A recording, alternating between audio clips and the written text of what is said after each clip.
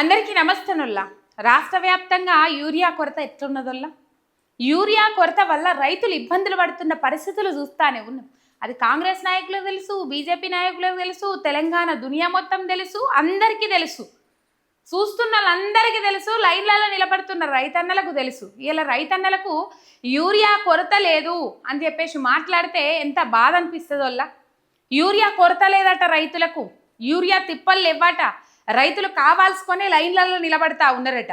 రైతులు కావాల్సుకొని లైన్లలో నిలబడతా ఉన్నారు. వాళ్ళ వెనుక బీఆర్ఎస్ నాయకులు ఉన్నారు. బీఆర్ఎస్ నాయకులే చెప్పులు ఇచ్చి లైన్లలో నిలబెడతా ఉన్నారు అని చెప్పేసి కొంతమంది ఎమ్మెల్యేలు మాట్లాడతారు, కొంతమంది మంత్రులు మాట్లాడతారు.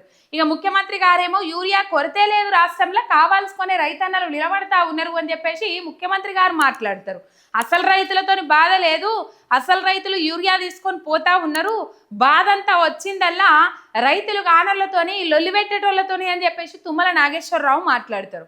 ఇక ఒక్కొక్క జాగాలో యూరియా అడిగిర్రని చెప్పేసి నిరసన వ్యక్తం చేసినందుకు గిరిజన యువకుడి మీద 3rd డిగ్రీ ప్రయోగిస్తారు. నడవలేని సిచ్యువేషన్లో ఉండేటట్టు చేస్తారు, నడవలేని పరిస్థితి తీసుకొస్తారు, కులం పేరుతో దూషిస్తారు పోలీసులు, లైన్లలో నిలబడ్డ రైతుల మీద చేయలేసుకుంటారు.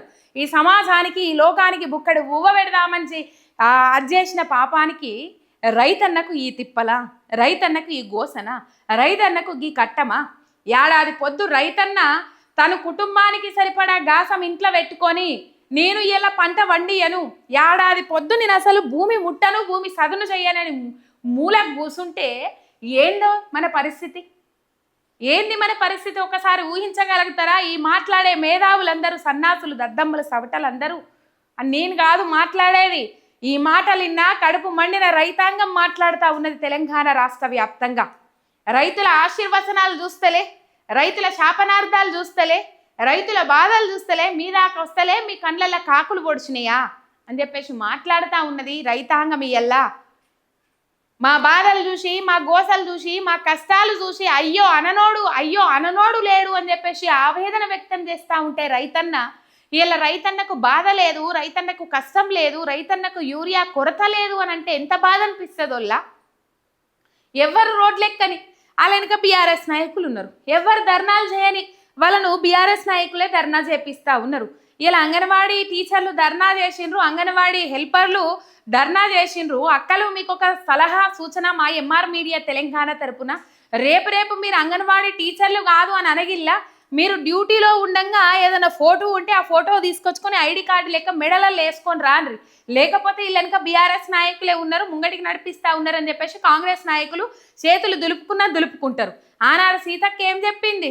18,000 కనీస వేతనం ఈపీఎఫ్ కింద తీసుకొని ఉద్యోగ భద్రత కల్పిస్తామని చెప్పేసి చెప్పిండ్రు. ఇక అటు పోతుంది అంగన్వాడీ టీచర్ల ముచ్చట, వీళ్ళంతా అదే నడిచింది. రైట్. ఇక ఈ కాంగ్రెస్ నాయకుల ముచ్చట, రైతులు బుక్కడి బువ్వ వెళదామన్న పాపానికి ఇంత గోస పెడతా ఉన్నారు. వీళ్ళు ఇచ్చిన హామీలు నెరవేర్చకుండా రైతులకు 2 లక్షల ఏకకాల రుణమాఫీ అన్నారు. 2 లక్షల రుణమాఫీ దేవుడరు కానీ ఆ మీద కట్టిన పైసలు వాయే దేవుడా అని చెప్పేసి బాధపడే రైతులే ఎక్కువ మంది ఉన్నారు. ఆయన ముళ్ళ గింతుంటే కాని ముళ్ళ గింతున్నది రుణమాఫీ.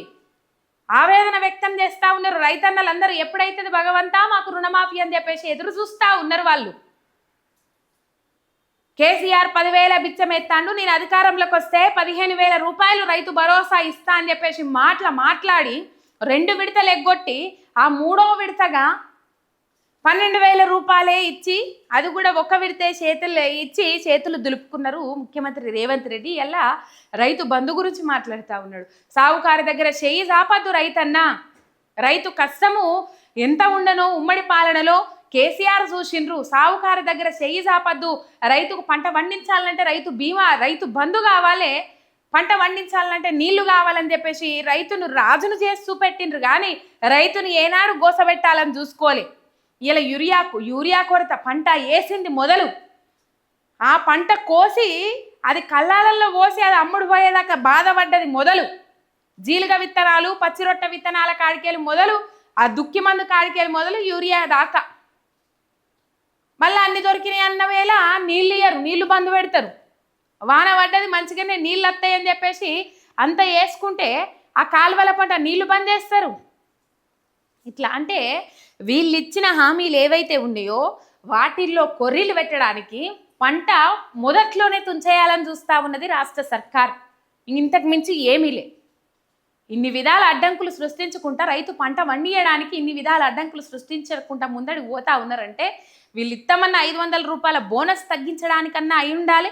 వీళ్ళు కొనుగోలు చేయాల్సి వస్తుంది అని చెప్పేసి, ఎక్కువ మొత్తంలో కొనుగోలు చేయాల్సి వస్తుంది అని చెప్పేసి ధాన్యము ఆ కొనుగోలు చేయకుండా ఉండడానికన్నా అయి ఉండాలి, ఇంకా దేనికన్నా అయి ఉండాలి.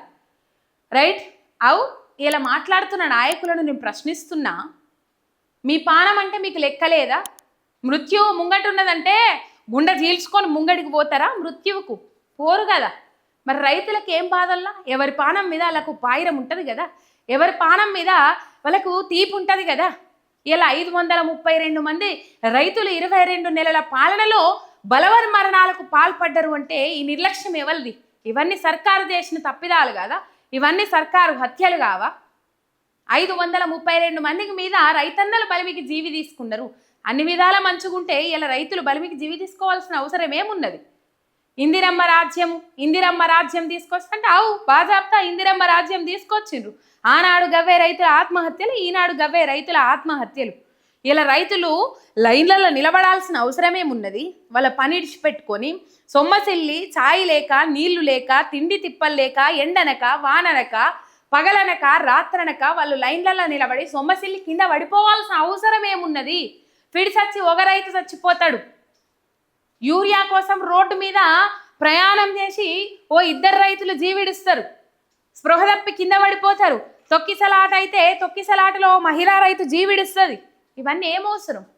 రైతులు యూరియా కోసం లైన్లలో నిలబడి ప్రాణాలు ఓడగొట్టుకోవడం ఏమవసరం చెప్పుండ్రుల్లా? ఇలా కాంగ్రెస్ ఎమ్మెల్యే ప్రభుత్వ విప్పు రామచంద్ర నాయక్ మాట్లాడతాడు. రైతులు కావాల్సుకొని పనిపాట లేక రోడ్ల మీద నిలబడతాండ్రు. రైతులకు కావాల్సినంత యూరియా ఉన్నది, కావాల్సిన దానికంటే 2 లక్షల బస్తాలు ఇంకెక్కువగా వచ్చినాయి అని చెప్పేసి మాట్లాడతారు. రైతులంటే అంత చిన్న సూప? రైతులను అంత అవమానపరచాల్సిన అవసరం ఏమున్నది? అంటే నిలబడ్డోళ్ళందరూ రైతులు కాదు, వాళ్ళ బాధలు కాదు, ఈ ఒక్క మాటతో నువ్వు తుడిచిపాడేస్తావా? ఎమ్మెల్యే గారు, మీ చుట్టాలు బంధువులు ఎవరన్నా వ్యవసాయం చేసే వాళ్ళు లేరా? చూస్తలేరా యూరియా కొరత? 2 లక్షల బస్తాలు ఎక్కువ ఉన్నాయి. ఓహో, ఎక్కువ ఉన్నాయి ఎట్లా కనబడతాయి? ఎక్కువ ఉన్నాయి కనబడాయి, నా రైతులకు వచ్చిన బస్తాలు కనబడి బత్తులు అసంటి ఎమ్మెల్యేలు గన్మెన్లకు అప్పచెప్పి లారీ లోడు యూరియాను పక్కదో పట్టించి బ్లాక్లో అమ్ముకుంటే ఏడ కనబడతాయి? కనబడాయి. మళ్ళీ దాన్ని 2 కోట్ల రూపాయలు ఇచ్చి పైసలతోని కట్టిపడేయాలి, ఆ ముచ్చట బయటికి రాకుండా. యూరియా కొనుండ్రి, ఇయ్యండి రైతులకు అని చెప్పేసి. మరి కొన్నరా? ఇచ్చిన 2 కోట్లతోని ఇచ్చిండ్రా రైతులకు? యూరియా తిప్పలు లేకుండా చూసిర్రా? ఉండాలి సారు ఏమన్నా అట్లా మాట్లాడేటప్పుడు. కర్షకుడు కదా రైతన్న, అన్నం పెట్టడానికి, మన కడుపు నింపడానికి కదా వాళ్ళ భార్య పిల్లలను పస్తులుంచి మరి కష్టపడతాడు పొలం కాడ. ఆలోచన చేయండి. 1 ఏడాది పూట రైతన్న పంట వండియపోతే ఏ విధమైన పరిస్థితి ఉంటుందో.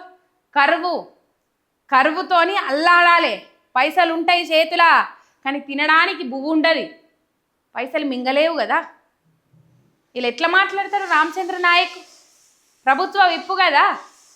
రైతులను చిన్నచూపు చేసి, రైతులను చులకనగా చేసి, రైతులను ఆగం చేసి మాట్లాడతాడు. ఇలా రైతులు కాదు అని చెప్పేసి మాట్లాడుతూ ఉన్నారు. కాంగ్రెస్ నాయకులకు రైతులంటే పట్టింపు లేదు, రైతులంటే పాయిరం లేదు, రైతులంటే ప్రేమ లేదు. ఎందుకంటే రైతు ప్రభుత్వం కాదు కాబట్టి. పేరుకు గొప్పలు గప్పాలు, కానీ రైతు ప్రభుత్వం కాదు. ఇది కథ. ఒక సబ్స్క్రైబ్ చేసుకొని సపోర్ట్ చేయరి. MR మీడియా తెలంగాణ శనార్థి.